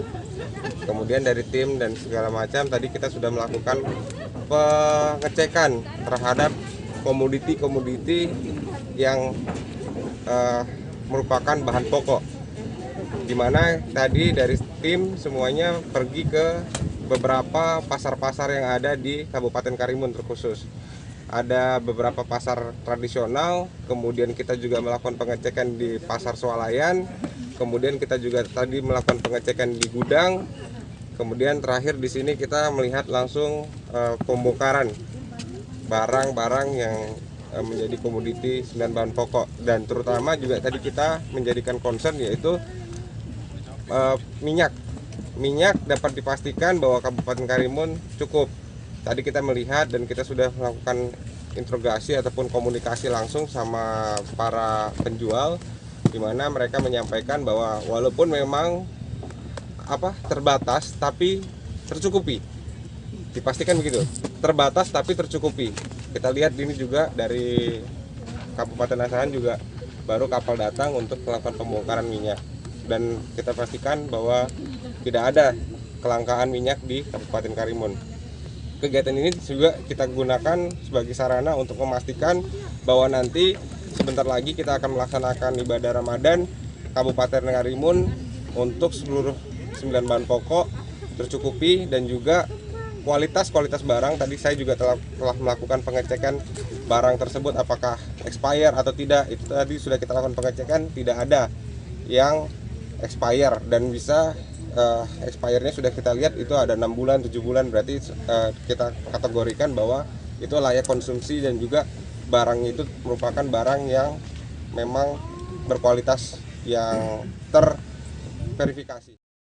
Kita beralih ke informasi lain, Saudara. Di kawasan padat penduduk di Kelurahan Lumpur, Kecamatan Gresik, Kabupaten Gresik, Wakil Bupati Gresik, Aminatun Habibah, meninjau penerima bantuan sosial. Tujuannya tak lain untuk memastikan bantuan sosial memang benar tepat sasaran. Wakil Bupati perempuan pertama di Kabupaten Gresik ini meninjau kediaman penerima bantuan bernama Sahli. Kediaman Sahli terlihat cukup kumuh dengan pintu depan ditutup kayu termasuk jendela. Informasi selengkapnya Willy Abraham, wartawan Surya, akan memberikan informasi lebih lengkapnya untuk Anda. Halo Willy, bisa diinformasikan bagaimana aktivitas dari Wakil Bupati Kabupaten Gresik kala bagi-bagi bansos? Silahkan dengan laporan Anda. Ya, inilah Wakil Bupati Gresik mendatangi langsung kediaman warga untuk mengecek langsung penyaluran bansos yang ada di Kabupaten Gresik. Mendatangi kediaman warga yang cukup padat penduduk ya di kawasan Kelurahan Lumpur, Kecamatan Gresik. Di sana Bupati melihat salah satu penerima bantuan sosial dari pemerintah pusat ini memang kondisinya mengalami sedikit gangguan pola pikir ya, sehingga dia tidak bisa untuk diajak berbicara. Dan ternyata penerima bantuan bernama Salhi ini sudah terdaftar di BPNT dan mendapatkan layanan kesehatan, namun dia tidak mau dirujuk ke rumah sakit, sehingga petugas dari Puskesmas mendatangi langsung kediaman Salhi ini untuk mengecek dan memeriksa Salhi setiap sebulan sekali atau 2 pekan sekali. Pada kunjungannya ke rumah penerima bantuan sosial, Wakil Bupati memastikan bahwa penerima bantuan ini sudah tepat sasaran, tercover oleh bantuan sosial dari pemerintah pusat. Sedangkan Kabupaten Gresik sendiri telah memiliki program PKH inklusif, ini yang nanti akan mengcover warga yang dalam kondisi miskin, yang tidak terdaftar di bantuan sosial pemerintah pusat, akan di-cover oleh pemerintah daerah dengan program PKH inklusif. Total ada 25.000 orang warga Gresik yang terdaftar di PKH inklusif. Seperti itu, Nila. Baik, terima kasih banyak Willy Abraham, wartawan Surya, atas informasi Anda. Wartawan kami, Saudara, juga telah menghimpun beberapa pernyataan dari Wakil Bupati Gresik, yakni Aminatun Habibah, dan juga pernyataan dari Kadinsos Gresik, Dr. Umi Hoiroh, serta pernyataan keluarga Sahli, yakni Siti Marweyah. Berikut informasi lengkapnya untuk Anda. Melihat, jadi saya ingin ngecek apakah beliau yang memang kondisinya seperti demikian itu sudah tercover oleh teman-teman dari dinas sosial. Ternyata tadi laporannya sudah semua, jadi sudah dapat BPNT, setiap bulan sudah diperiksa oleh memang kondisinya harus diperiksa terus. Jadi syaratnya itu memang jadi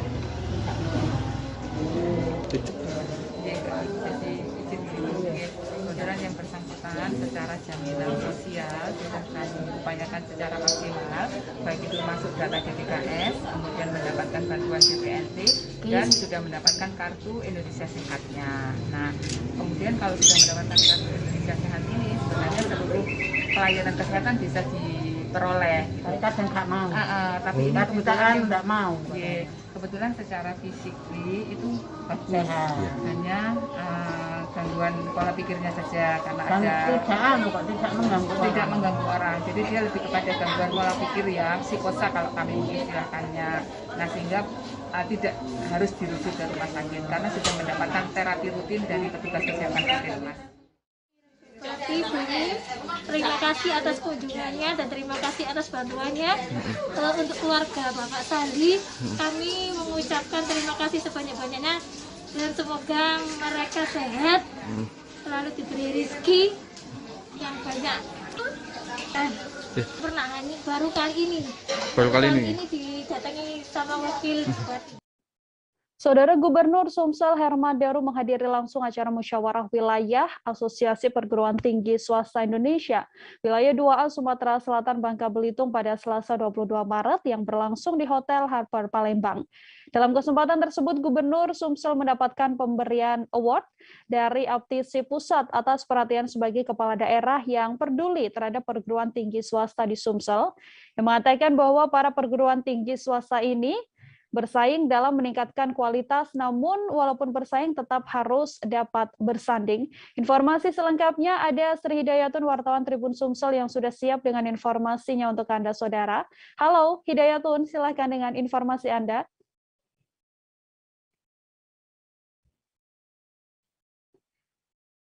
Halo Sri Hidayatun, silakan dengan informasi Anda.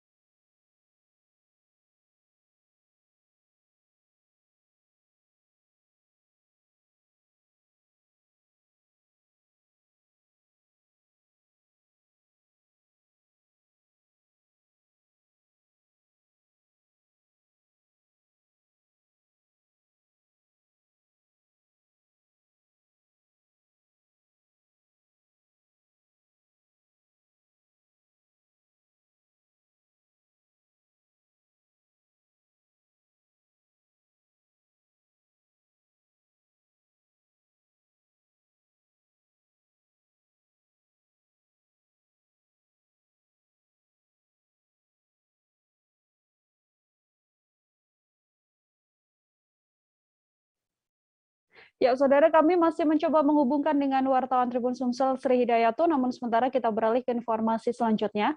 Perayaan Hari Ulang Tahun Kabupaten Bolmong ke-68 dilaksanakan dengan sederhana, namun tetap menampilkan berbagai kearifan lokal. Salah satunya yakni tarian dana-dana yang ditampilkan oleh puluhan siswa di Kabupaten Bolmong. Penampilan tarian ini bahkan mendapatkan tepuk tangan meriah dari Bupati Bolmong Yasti Mokoago dan juga Wakil Bupati Bolmong Yani Ronituok. Untuk mengetahui informasi selengkapnya terkait semarak Hari Ulang Tahun Kabupaten Bolang Mongondo ini, sudah siap dengan laporannya. Di sebelah sana ada wartawan Tribun Manado, Nilton Dorado, yang akan memberikan informasi lebih lengkapnya untuk Anda. Halo Nilton, silahkan dengan laporan Anda. Halo, terima kasih rekan ya. Tribuners, hari ini pemerintah Kabupaten Bolang Mongondo resmi mengadakan upacara perayaan Hari Ulang Tahun ke-68 untuk Kabupaten Bolang Mongondo, dan ada berbagai rangkaian kegiatan yang dilaksanakan oleh pemerintah Kabupaten Bolang Mongondo, mulai dari lomba memasak hingga penyerahan adat bagi Bupati Bolang Mongondo Yasti Mokoago. Puncaknya dilaksanakan pada hari ini di lapangan di lapangan kantor Bupati Kecamatan Lolak, tepat di kantor Bupati, dan salah satu rangkaiannya adalah tarian dana-dana yang dilakukan oleh puluhan siswa yang ada di Kabupaten Bola Mongondo. Nah, tarian ini mendapatkan apresiasi dari berbagai pihak, mulai dari Bupati Bola Mongondo Yasti Suprejo Mokago hingga Wakil Gubernur Sulawesi Utara Stephen Kando. Dan setelah upacara dilaksanakan, Bupati dan Wakil Gubernur menghadiri paripurna istimewa di kantor DPRD Bola Mongondo yang berlangsung sekitar 30 menit.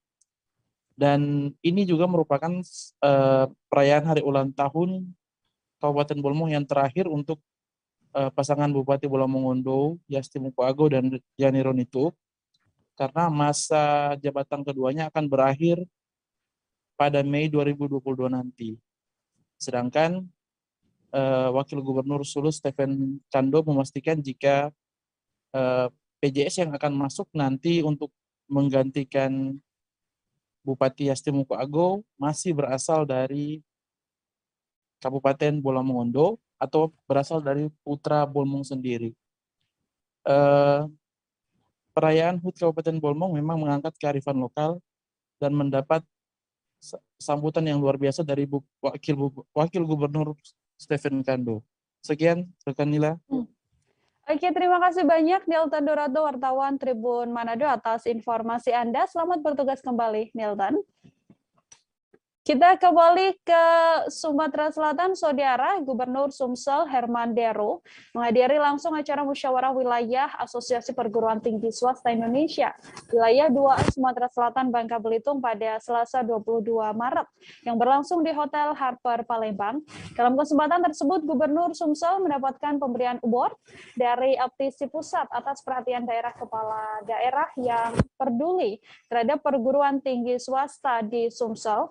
Informasi selengkapnya, Sri Hidayatun, wartawan Tribun Sumsel, sudah siap dengan informasi lebih lengkapnya untuk Anda. Halo Hidayatun, silakan dengan laporan Anda. Iya, Nila, terima kasih atas ini ya. Permisa Tribuners, dapat kami laporkan bahwa Gubernur Sumsel Herman Deru menghadiri langsung acara musyawarah wilayah Aptisi Asosiasi Perguruan Tinggi Swasta Sumsel wilayah 2A, yaitu Sumatera Selatan dan Bangka Belitung pada Selasa kemarin di Hotel Harper. Nah, dalam kesempatan ini memang Gubernur Sumsel Herman Deru mendapatkan award dari Aptisi Pusat sebagai salah satu gubernur yang memberikan perhatian khusus kepada perguruan tinggi swasta di Sumatera Selatan. Nah, dalam kesempatan ini gubernur juga akan memberikan juga berjanji akan memberikan beasiswa kepada dosen dan mahasiswa yang ada di seluruh perguruan tinggi, baik itu swasta maupun negeri yang ada di Sumatera Selatan.